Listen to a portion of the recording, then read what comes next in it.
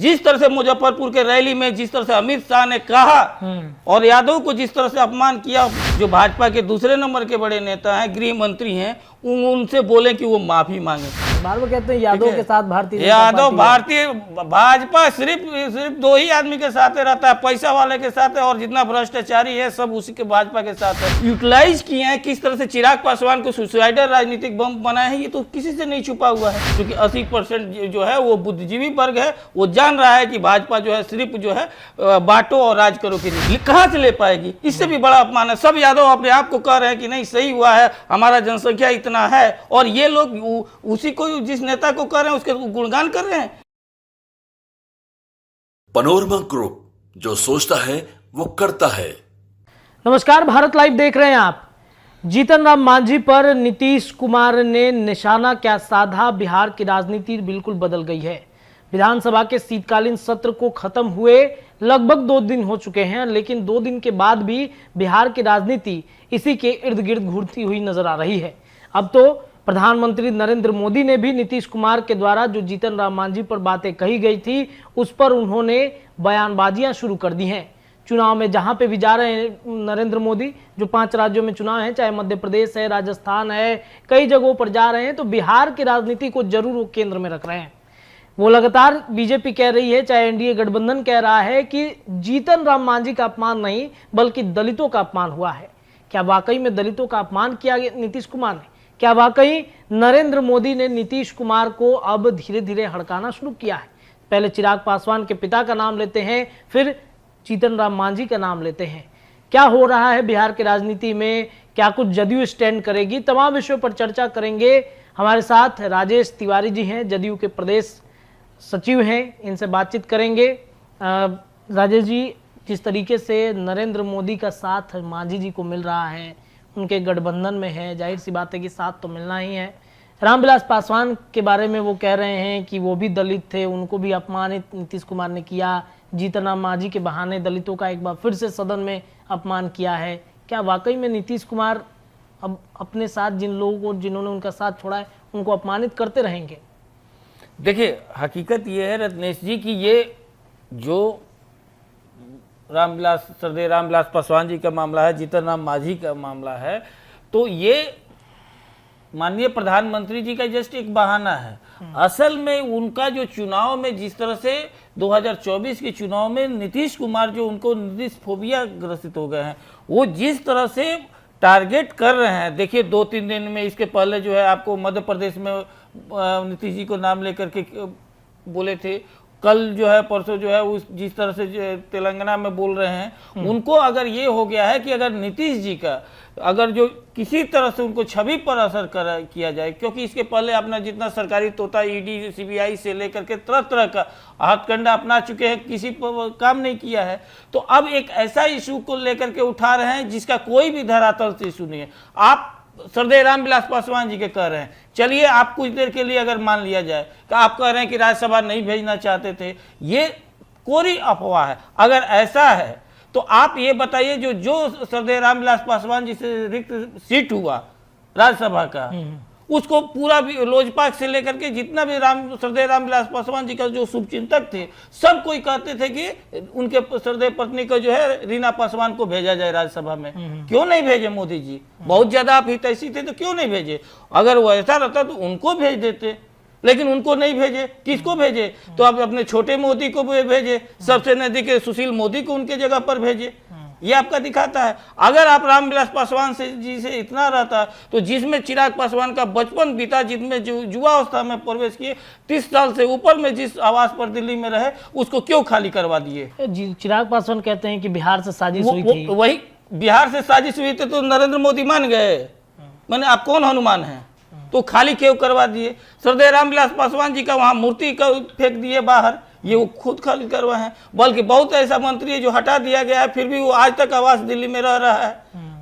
हर्षवर्धन से लेकर के राठौर जो है, तब तो आज भी वो लोग केंद्रीय मंत्री में रह रहे हैं। बल्कि ये थे और ने जो खून पसीना से पार्टी खड़ा किए थे सरदेव रामविलास पासवान जी, उसको तोड़ दिए। वो टोटल सांसद को अलग से मिला करके आप मान्यता दिलवा दीजिए। जिस परिवार को पूरा कहा जाता था सरदेव रामविलास पासवान जी अपने पूरा परिवार को जो है एक करके रखे, ऐसा मोदी जी जो अंग्रेजों के साथ ये लोग चाय पर चर्चा करते थे, मुखबिरी करते थे, और अंग्रेजों का सबसे बड़ा फॉर्मूला था फूट डालो राज करो करके इनका परिवार को तोड़ दिए, पार्टी को तोड़ दिए। तो ये कौन देख रहा है? और यहाँ तक कि बेचारा जो है चिराग पासवान जो हर समय जो है जब केंद्रीय मंत्रिमंडल का फेरबदल होता था तो सूट बूट सिलवाता था, उसको बनवाए तक नहीं, आप केंद्रीय मंत्री तक नहीं बनवाए, और उनके पीछे के जो है अब ज्योतिराज सिंधिया को मंत्री बना दिए। तो ये तो दिखाता है कि आप उनको किस तरह से यूटिलाइज किए हैं, किस तरह से चिराग पासवान को सुसाइडल राजनीतिक बम बनाए हैं, ये तो किसी से नहीं छुपा हुआ है।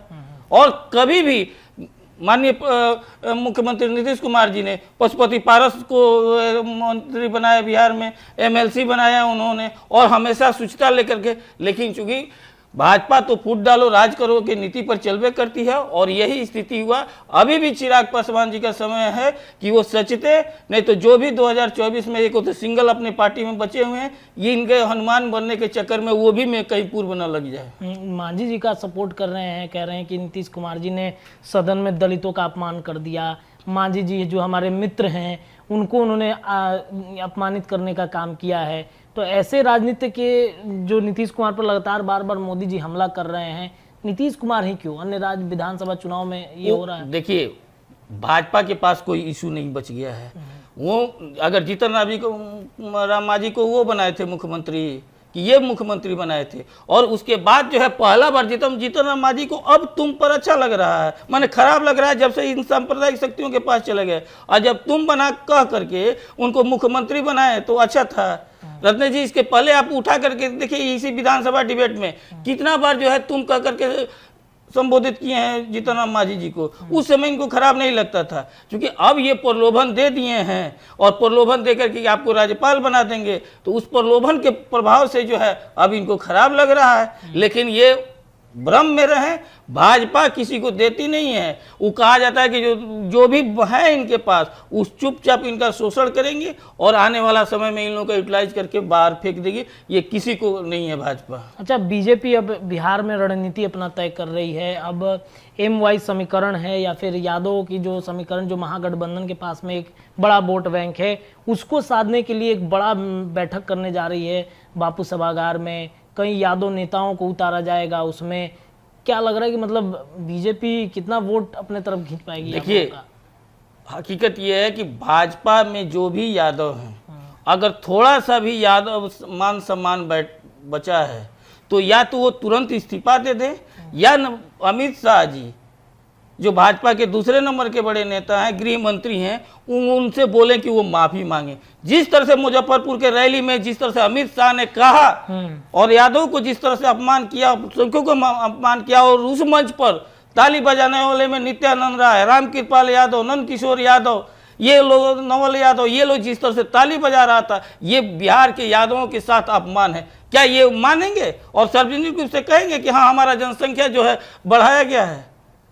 खुले हम बोल रहे हैं, उसके बाद ये लोग कर रहे हैं भाजपा का सपोर्ट कर रहे हैं। इन लोगों के अगर थोड़ा सा भी नैतिकता बचा हुआ है तो इन लोगों को तुरंत बीजेपी से इस्तीफा दे देना चाहिए, क्योंकि इन लोगों के जिस जात का ये लोग राजनीति कर रहा है, लोग जिसका रैली करने जा रहे हैं, उसको इनका बड़ा नेता ने आकर के अपमान किया, और ये लोग उसके बाद ये लोग ताली बजाते रहे। ये लोग यादवों के जो है ये जयचंद हैं। जिस तरह से यादव का जो जयचंद देश के साथ गद्दारी किया था, एक समाज अपने समाज के साथ गद्दारी किया था, उसी तरह से ये लोग जो है नवल किशोर यादव, रामकृपाल यादव, नित्यानंद राय, ये लोग जयचंद बन करके, और जो अमित शाह आकर के यादव का जनसंख्या पर अपमानित किए हैं, और उनको ये सपोर्ट कर रहा है लोग, और उसके बाद ये लोग यादव के जनचंद, मतलब बीजेपी यादव का वोट नहीं ले पाएगी। कहाँ से ले पाएगी? इससे भी बड़ा अपमान है। सब यादव अपने आप को कह रहे हैं कि नहीं सही हुआ है, हमारा जनसंख्या इतना है, और ये लोग उसी को, जिस नेता को कह रहे हैं उसके गुणगान कर रहे हैं। इससे भी बड़ा दुर्भाग्य की क्या बात होता है? किस मुंह से ये लोग इस तरह का रैली कर रहा है सब?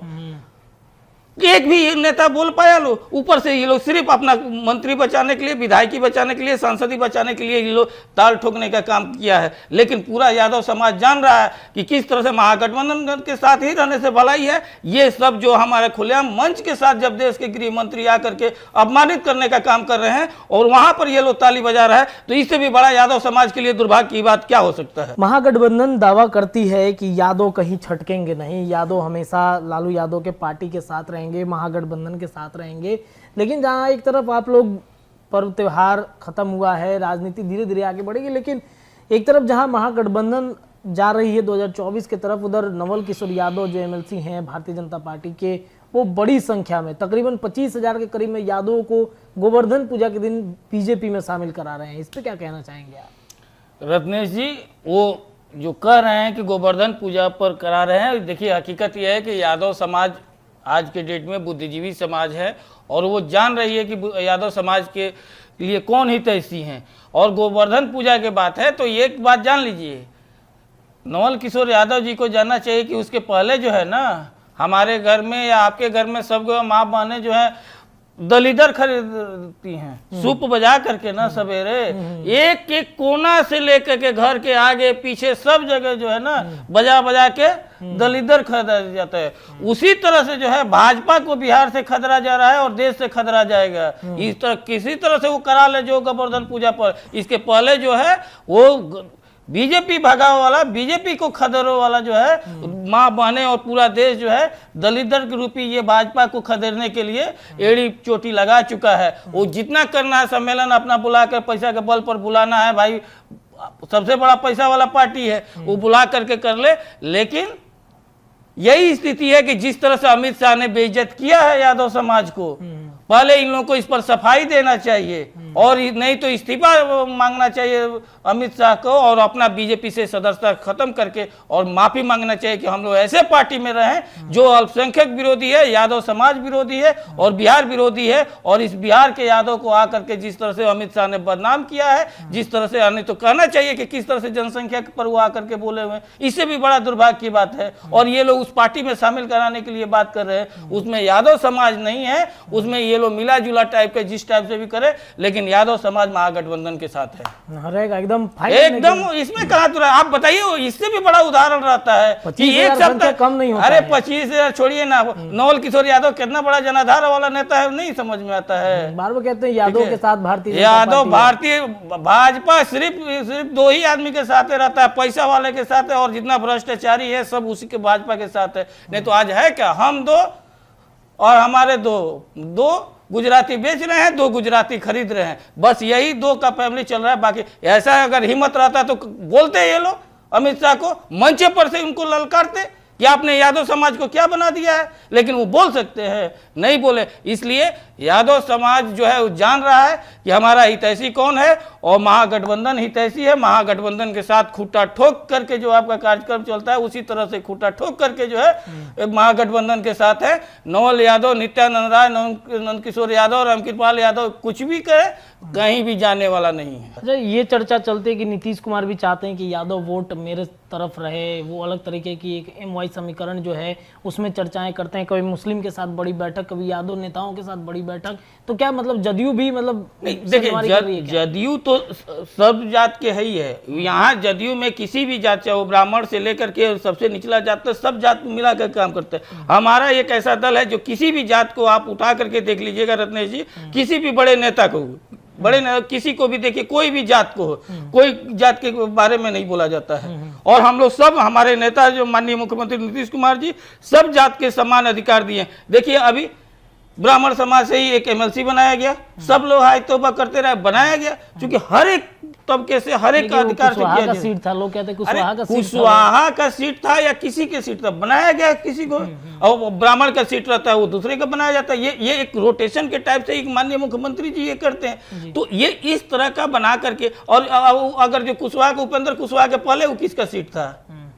वो पहले किसका था, तो ऐसा कुछ नहीं रहता। हम लोग, हमारे पार्टी में सब धर्म और सब जात को लेकर के चला जाता है, लेकिन भाजपा ने जिस तरह से तुष्टीकरण किया है, सिर्फ और सिर्फ ये देखा करके 20% लोगों को जो है, एक वर्ग को डरा करके कि हम 80% को खुश कर देंगे, ऐसा नहीं होता है। क्योंकि 80% जो है वो बुद्धिजीवी वर्ग है, वो जान रहा है कि भाजपा जो है सिर्फ जो है बांटो और राज करो की नीति अपना एक रही है। अंतिम प्रश्न रहेगा, आप बात कर रहे थे जो सीट जो दिया गया है ब्राह्मण समाज के, जो अंदर की चर्चाएं थी कि कई कुशवाहा नेताओं में नाराजगी थी, क्योंकि वो भी चाहते थे कि मतलब हमें सीट मिलेगा, तैयारी उन्होंने पूरी कर ली थी, लेकिन सीट नहीं मिला। बाद में अंततः कहीं ना कहीं नाराजगी जो है वो अंदर खाने में अभी भी चल रही है उनकी। देखिए, हर जो भी नेतागिरी करता है, हर एक का इच्छा होता है, चाहे वो अपर हाउस हो या लोअर हाउस में जाने की इच्छा होता है। लेकिन इसका मतलब ये नहीं है कि पार्टी का निर्णय जो हो गया, नेता का जो निर्णय होता है वो सर्वमान्य होता है। जी जी। इच्छा हर कोई पालता है, हम भी पाले हुए हैं और भी कोई पाले हुए हैं, सब कोई जो राजनीति कर रहा है वो पाले हुए हैं। लेकिन जो पार्टी के हित में होता है, नेता का जो निर्णय होता है, उसके साथ अंतोगत्वा सब कुछ नाराजगी है कुशवाहा? कोई नाराजगी नहीं है। अगर नाराजगी आप कहीं दिखा दीजिए, कोई बोला हो, कोई बोला होगा, ऐसा कोई कुछ नहीं आपको देखने को मिलेगा। सब कोई एक साथ जो है मुस्तैदी के साथ माननीय नेता नीतीश कुमार जी के साथ मजबूती से साथ खड़ा है और बिहार के विकास के लिए एकदम तत्पर है। चलिए, तो नीतीश कुमार के द्वारा जो लगातार बातें कही जा रही थी, ऐसा नहीं है। राजेश तिवारी जी लगातार कह रहे हैं कि नीतीश कुमार जो है वे अलग रणनीति पे चलते हैं और जिस तरीके से पार्टी को मजबूत करके, चाहे महागठबंधन की सरकार हो, उसमें 24 का चुनाव लड़ना है, 25 का चुनाव लड़ना है, आगे की रणनीति क्या होगी, चर्चाएं लगातार होती रहेंगी। फिलहाल भारत लाइव के इस वीडियो में इतना ही। खबरों का सिलसिला जारी है, देखते रहिए भारत लाइव। धन्यवाद। पनोरमा ग्रुप, जो सोचता है वो करता है। अगर ये वीडियो पसंद आई और वह बिहार के राजनीति और बिहारियत से सरोकार रखेनी तो सब्सक्राइब बटन दबा के चैनल के सब्सक्राइब कर ली। ओजे एगो घंटी बा, ओकरा बटन दबा देला से कुल सटीक और मारक खबर रुआ मुफ्त में मिल जाई। अगर रुआ पत्रकारिता के हमनी के नया प्रयोग में सहयोग कर चाहतानी तो ज्वाइन बटन दबा दी। पेटीएम नंबर नोट कर ली 9386816700। धन्यवाद।